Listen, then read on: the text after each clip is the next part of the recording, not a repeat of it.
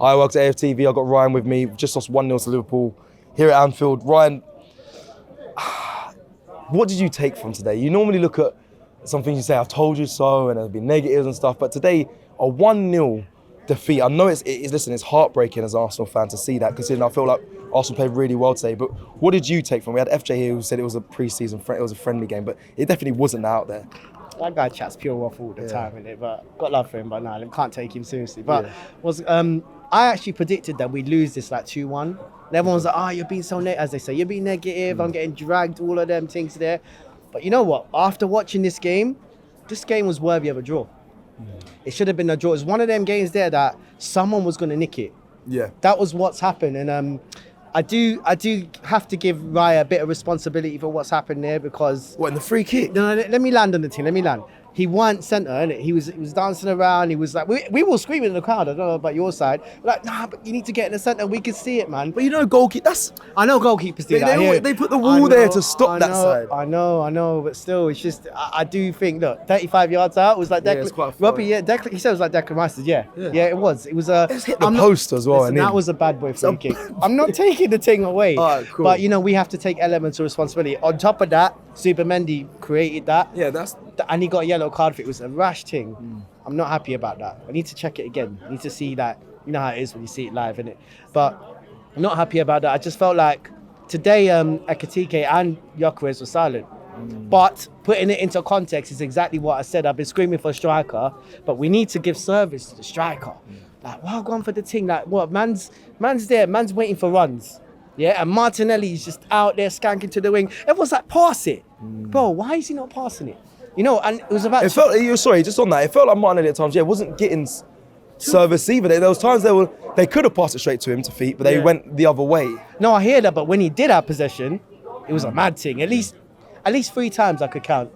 Tell me if I'm wrong. Like, he done a mad thing. And it's just like, rah, like, what you up to? Like, what are you really doing?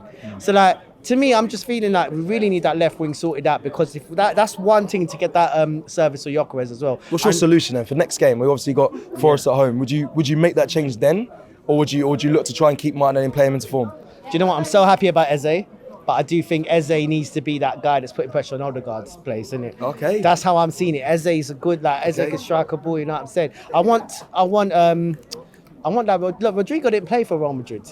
I know. Let the Rodrigo ting go, bro. I love Rodrigo, but look, big man ting, yeah. Look, he's not getting no minutes. Just get a loan in. Let's see how man adapts to the Premier League. Why not? Because look, this again, it wasn't a good performance. It kind of makes up for Man United. We won when we were terrible. Yeah. You know, you want to look at it like that. We were terrible at United, and we got away with murder there. You know, it was only an hour down the M62. Like we got away with it. Like 3 weeks ago?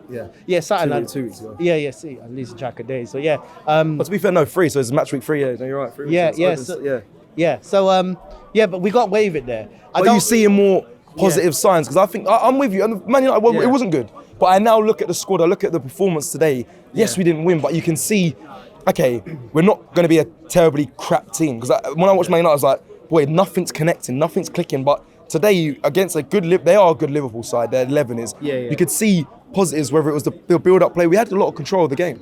I'm not going to take that away, but I do think we could have set up better. I think we set up a bit negative. It felt like last season when look, I know we're coming to Anfield, and I'm going to put my hands up and say I did not expect Liverpool to be that bad in attack. I didn't expect. Salah was anonymous. Gakpo, like, what was he doing? I didn't even know you. Wow. Yeah, Ekitike, like, I did see him a couple of times, but no, they didn't really have a clear-cut opportunity. Saying that Noni Madueke was a spark. So what would you have done? Everyone keeps saying this negative thing. What would you have started? I don't know what I was hearing all the fans coming in. They were like, "Why is Mikel Merino playing?" But he was physical and actually did all right. So I don't know what change do you make? I wanted Eze to start. I know we're dashing man straight into probably the hardest game of the Premier League season for him. Yeah, it is. It's the hardest game. Yeah, so this is probably the best team. Forget the Champions thing, the way they're set up. I feel like they're the best team in the Premier League, innit? And I do think Eze should have come in though, because with Merino, we don't get that same attacking flair. My man is a defensive mid. I know he was playing the Giroud kind of lump, like, you know, big Donny up front and all of that, but we can't have that, man. I do think, look, Anfield away, I felt like when we saw what's it? Say his name. Okay, no. So the free kick. I hate. Oh, butchering it. Szoboszlai. Yeah. I keep always butcher man's name. Yeah. So obviously, when we see my man at right back, he's a sick midfielder. Yeah, not a right back. When you have a man in right back and you've got Martinelli there, you've got to play to their weakness. It's the same with Saka.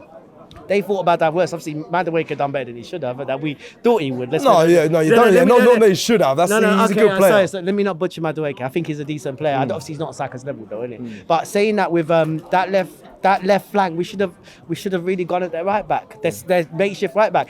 That was worse than when Thomas Partey was playing right back first. Ironically, Thomas Partey's only good performance in right back was against Liverpool at home last season. Yeah, but correct. That was the only good performance, isn't it? But when you have a makeshift team, go at it. Go at their weakness, and that was where Mikel Arteta messed up, and also the subs. He doesn't do it quick enough.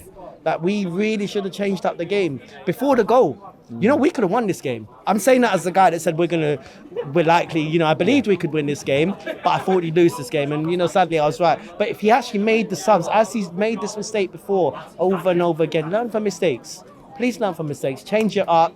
Come on, man. We could have won here. Let's start with one at Man United, bro.